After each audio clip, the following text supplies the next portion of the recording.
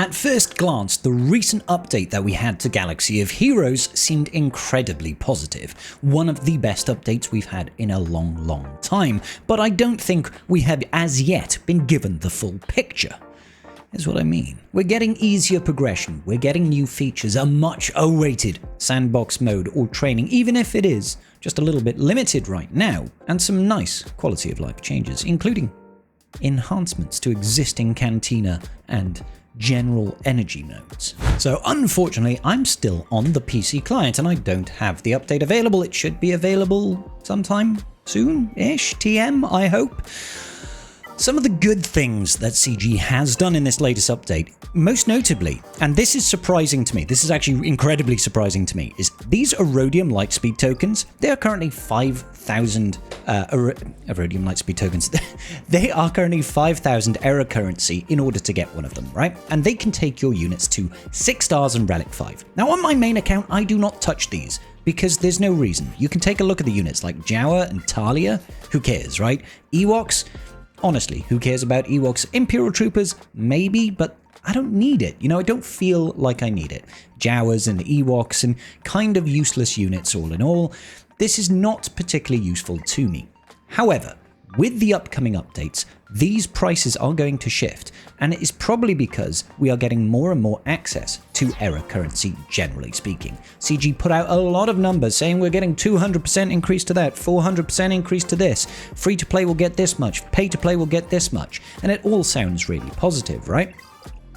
But with them increasing our income and also decreasing the cost of these, it's funny. I almost feel like I could probably do this. I don't mind. You know what? Getting 3 relic levels for 3,500 instead of getting coaxials, to me is actually valuable at this point, right? Because I have 150 coaxial servo motors. And this is going to lead into my broader point here. I have 150 servo motors. It's 20 to get a relic 10, right? Over here, we are talking what?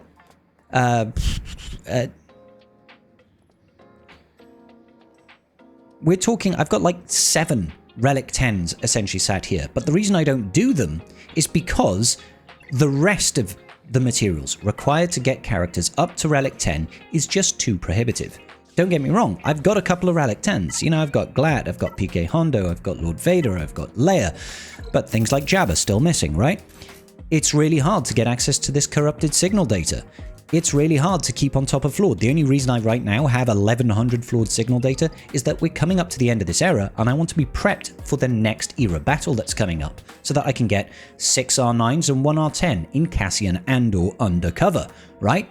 So I don't feel like I can spend any of this. I feel like I'm in a perpetual loop, which means I can only Relic 10 right now, the brand new Journey Guide unit, which I know is all sorts of, oh, woe is me, world's smallest violin playing for this bald Welshman. I get it, I'm endgame and I'm a whale. It makes sense, right? But right now, that error currency, it doesn't have value to me in getting coaxials. Sure, I do buy them now just to keep on top of them, and I quite frankly don't have a whole lot else to spend it on. I've just bought this week's, and I've still got 10 grand. I bought 20 coaxial servo motors and I've still got 10 grand's worth of error currency. So for me, this going down to 3,500, I might be tempted to actually start getting the average relic level of my entire roster up to Relic 6 minimum. Relic 5 minimum. Relic 5 minimum, not Relic 6. Because honestly, why not? It's better than spending the signal data. And that kind of brings me back to this whole thing about this latest update and all of the great information that they gave up. It basically confirmed that they're not telling us everything. If that makes sense. We should be seeing a whole lot more information in the next week. I don't know if it's coming today. I don't know if it's coming tomorrow. I don't know when it's going to arrive. But we are still not seeing stuff about the brand new Era Arena. Because Squad Arena is going the way of the dodo, right? It's going the way of the dodo. But what does that mean? Outside of the fact that, yeah, sure, you won't have to do those daily climb battles every day, what about the rewards? The prizes from here? We get ourselves Squad Arena tokens, and I know this is an antiquated system right now. Squad Arena tokens and a nominal, rather pitiful amount of credits, right? But those Squad Arena tokens are so incredibly valuable all the way through the game. Early game, you're obviously getting a boatload of character shards. There's loads of characters that are really easy to unlock using Squad Arena tokens. Not only that, it's your location to get prestige. And prestige is absolutely pivotal in getting the abilities on your capital ships maxed out, okay? If they take away Squad Arena, and we've only got error-based PvP, are they going to include it there? There's been no confirmation of that. Because this is important. Late game, your Squad Arena tokens are vital because they give you access to Shard Shop currency. And Shard Shop currency is still very, very important. Because Shard Shop currency you can use to get light side tokens, dark side tokens for your Galactic Legends when you're farming them. Not only that, you can get gear that you need. And most importantly, for the incredibly squishy sort of Kyber 1 sweaty tryhards that we all are, we want our data cache. We want our data cache so that we can level up our datacrons on a frequent basis. Getting things like that. Even buying new datacrons when a new set comes out. Yes, I do this. Even getting things like Mark II reroll mats and Mark I reroll mats so that you'll be able to fine-tune the 3s and the 6s, maybe even the stats depending on the set. Squad Arena tokens are vitally important, is the long and short of what I'm trying to say, and they're not telling us what's happening with that. It might be going to error-based PvP, but how do they keep that equitable? How do they let everybody still have the same number of resources? I personally don't think that we're going to get Squad Arena tokens necessarily as part of error-based PvP. I think it's going to be an entirely separate mechanic, and it's probably going to be revolving around this error currency. We'll probably earn error currency through that Squad Arena battle. Are CG still going to announce things like Relic 11 with this update? I don't know. What's happening with the new raid? I don't know. Like, there's so much that they've left on the table. It was obviously a massive update. But they are definitely not telling us everything. You only have to look at the kits. You only have to look at the kits to realize that they're holding stuff back, right? So, the New Republic kit reveals. It even says Part 1. There's absolutely no sign from CG of releasing Part 2. You have to... Like, let's be real, guys. Let's be real. The reason they're not giving us Part 2 is because this is obviously a tie-in to the Mandalorian and Grogu film. Red, R5D4, right? The red one guy. Okay. Who else we got? Carson Teva, right? Where's Carson Teva? Over here. Where is he?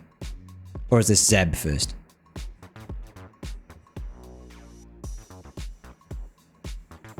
Ah, yeah. There we go. Zeb. So, R5D4, guaranteed he's going to be in the Mandalorian Grogu film because he works with Carson Teva. Zeb Aurelius, New Republic pilot. The only time we've seen Zeb Aurelius in a New Republic outfit is in the trailer for the Mandalorian and Grogu. Okay? And then right down at the bottom, over here, here we go. We have got... Where is he? There we go. Carson Teva. Carson Teva, New Republic. Once again, we see him talking with Zeb inside the Mandalorian and Grogu trailer. They are both there. They are definitely Mandalorian and Grogu tie-ins, right? And then after that, we do have a kit reveal for the Snowtrooper Commander. Okay, now, there is no guarantee that this is sort of a direct tie-in to Mandalorian and Grogu, but I bet it is. If you take a look at the trailer for the Mandalorian and Grogu, you will see that there is a section that looks like it is on an icy planet with AT-ATs walking through and bam, takes one out, right? He obviously is taking on Imperial Remnant. This Snowtrooper Commando over here is an Imperial Remnant, all right? So look, Imperial Trooper, Imperial Remnant. Everything here is geared towards Mandalorian and Grogu. So the reason we haven't had the part 2 of the kit reveals, we've had 4 out of 7 characters. There's going to be a 5th. There has to be, right? There's going to be a 6th. They've said before that an era is going to have a minimum of 5 characters. Maybe occasionally we'll have 6 if they don't have, you know, one last marquee, but everything more or less guaranteed is going to have a journey guide unit at the end of it. I can guarantee you it, right? I can guarantee you it. So, because if like, that's the thing. As soon as we look at the era structure, as soon as we look at the era system, right? Look at all these units. If Cassian Andor didn't exist, the number of players that would be investing in getting these characters up to scratch would drop off a cliff. as soon as you get rid of the carrot, as soon as you don't have those 5 lightspeed tokens that you can potentially benefit from, who's going to invest in it? Certainly not the early game whales, not the dolphins, not the free-to-play that are sort of end game and have got good access to crystal resources through being first in Fleet Arena and also being maybe in Kyber 1 potentially. They do exist. It can happen, guys. You know, those people that can hoard their crystals are in a good guild, all that sort of good business.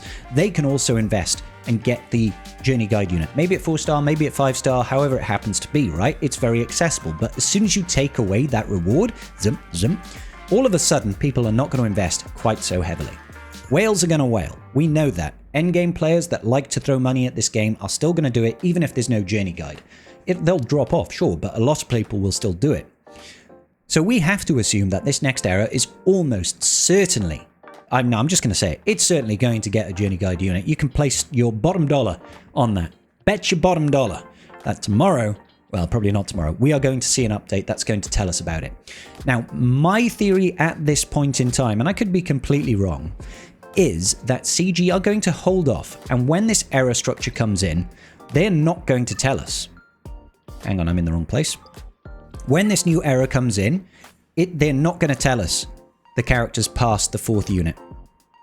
Over here, we're going to see what we saw with the Maul error. When Maul's error came in, the error of the anniversary, for the longest time as we were going through that, even though we knew Maul was the legendary unit we were getting, they had this stand-in icon within the error system over here for Maul.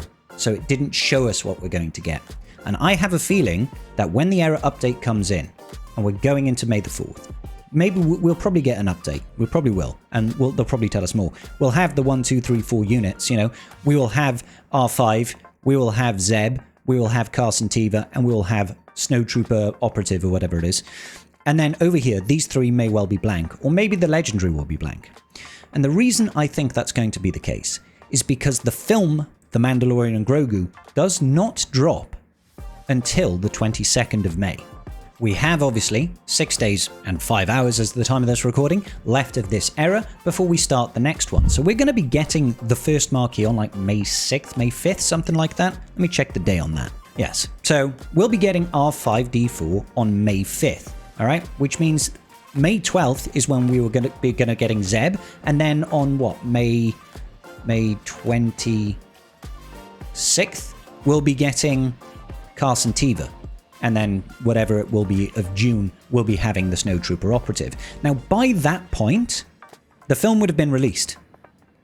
Before we even get Carson Teva, the film Mandalorian Grogu will have had its full theatrical release, and the spoilers will be out. Whatever spoilers they happen to be, whatever happens to Mandalorian and Grogu, whatever happens with the units that we get released from there, we will know what's coming.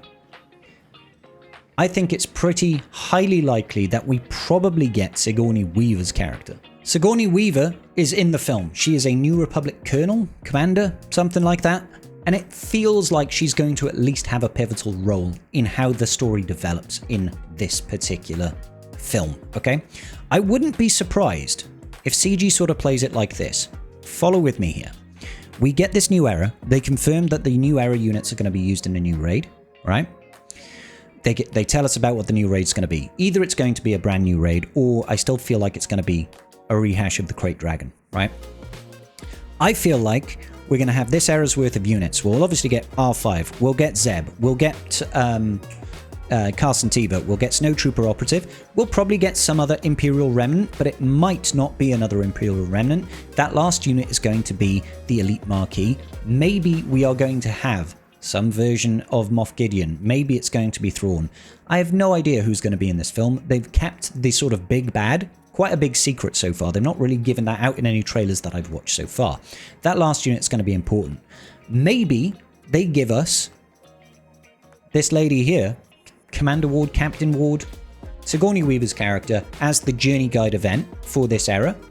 And then the next era, which will start right at the end of it, obviously, 3 months' time, we will have remaining characters from Mandalorian and Grogu that's going to round out the rest of it. And all of those are going to culminate in a potential galactic legend. They might not necessarily have a Journey Guide unit tied to it. It won't be the same as our current structure over here, because I don't think that Galactic Legends are going to be tied to the era system. I think that they will sit outside of it, right?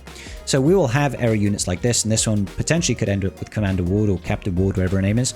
And then the next era could be Mandalorian Grogu film, very specific stuff, maybe Mando focused in particular, right? And it could end up with a Galactic Legend, not necessarily as the Journey Guide unit, but it will use the era characters in that approach, right? And could end up being, I don't know if it is the Mandalorian and Grogu as a Galactic Legend. Not sure, remains to be seen, right? But it's very telling that CG is not actually giving us this information, and I think it is very deliberate. I think it is incredibly deliberate. It's also worth noting, ladies and gentlemen, that it wasn't clear in the post, but Meathead has clarified now. The training arena is not coming in this next update. That's our sandbox mode. That's not coming immediately. That's coming in a future update. So we hopefully will learn more about that as the thing drops. Hopefully, eventually they'll be able to give us methods of testing out GAC Omicrons and Territory War Omicrons and be able to place Datacrons on defense.